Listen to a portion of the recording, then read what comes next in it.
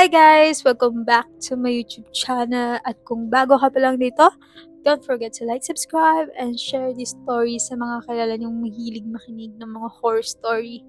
At bago natin simulan ang kwento ni Elsa, kung may mga ganito rin kayong kwento or iba pang nakakatakot na experiences, send nyo lang dyan sa FB group natin or di kaya dyan sa comment section. So let's start guys! Kung napansin nyo, nakasalamin ako. Anti-red talaga yan. Tinatamad lang talaga ako magsuot ng glass kasi hindi nga ako sanay. Pero yan, nakasuot ako. Sa susunod na video natin, mga nakasuot ako ng ganun. Sa lahat ng bahay na natirahan ko, parang laging may something. Ewan ko kung yung mga bahay ba ang may kakaiba o baka ako talaga. Nagsimula ang isa sa mga pinakaunang nakakakilabot na experience namin noong blessing ng family home namin. Habang taimtim na nagdadasal ang pare, bigla na lang may napakalakas na kalabog mula sa kusina. Para talagang may galit na humampas sa pinto ng cabinet. Sobrang lakas ng tunog na pati yung pare napahinto sa pagdarasal. Nagkatinginan kaming lahat pero walang nagsalita, tahimik lang.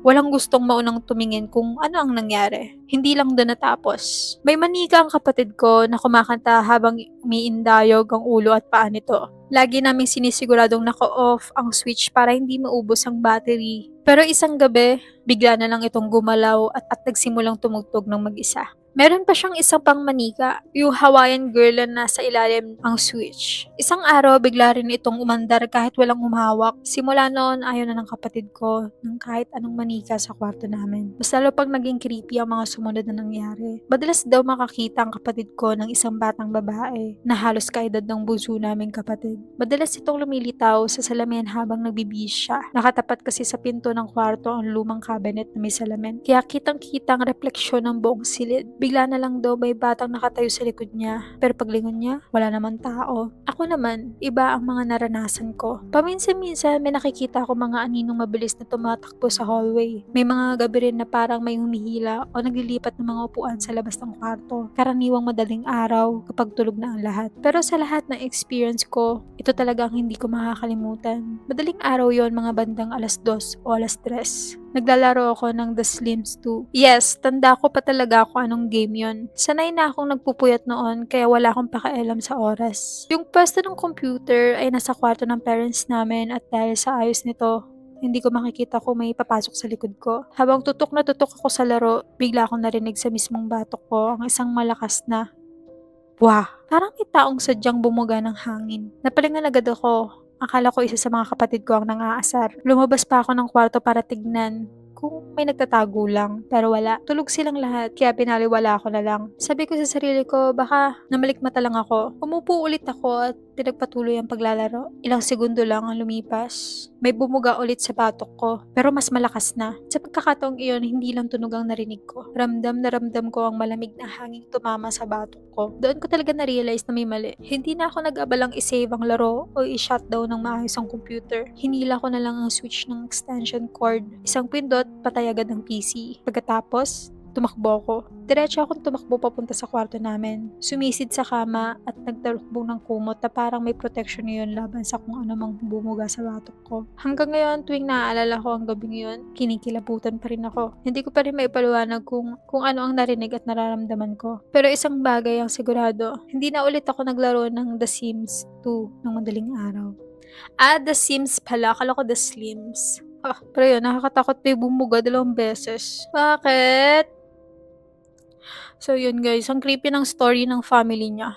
Hindi lang kasi siya basta yung naka-experience, kundi yung buong family niya. Lalo na yung nagpa-house blessing sila. May nagparamdam agad. Pero hindi ko alam kung nagparamdam yun. Kasi, alam nyo guys, naalala ko nung bata ako, nanonood kami ng TV, maaga yun Tapos, yung kwarto ko, kung saan ako natutulog, biglang nagsarado ng malakas yung pinto. Tapos natakot kami lahat kasi lahat kami nasa sala. Tapos nung pagpasok ko, syempre walang gustong mag-check. Kahit ngayon kuya ko hindi pumunta Walang gustong mag-check ng pinto. Bakit ang lakas? Para may tumulak talaga. Tapos pag-check ko, yung yung maleta nalaglag. Tapos, dahil nalaglag siya, natulak niya ng malakas yung pinto. Kaya yun, So, sometimes hindi naman basta nilalang agad yung gumagawa ng kung ano man. Baka may scientific, may iba pang explanation kung bakit may kalabog. Pero hindi nila chinek, ba't di niya chinek? Ako kasi chinek ko. Pero hindi ko rin agad chinek, pero ako yung nag-check talaga. Pero yun, nakakatakot. Tapos, nakakatawa din siya. Doon na siya kinilibutan nung pangalawang beses na buga. Doon pa lang sa una, matatakot na ako agad eh.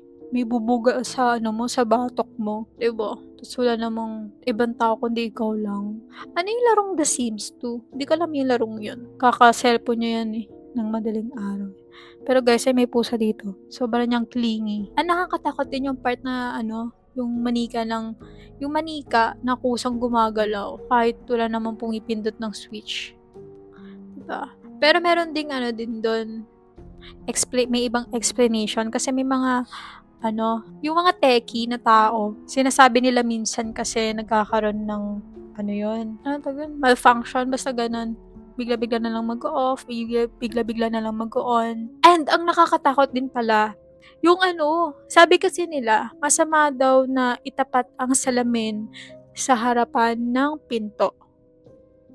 Masama daw yun kasi portal daw siya ng mga spirits. Kaya siguro may nakita ding nilalang yung kapatid niya. Kasi bawal daw yun eh. Pero yun lang guys, kung may mga ganun din kayong story o kung may mga pusa kayo, send nyo lang dyan sa comment section. Uy! Grabe naman, atching naman ang atching. Pero may isipon siya guys. Yun lang guys. See you when I see you. XOXO. Bye!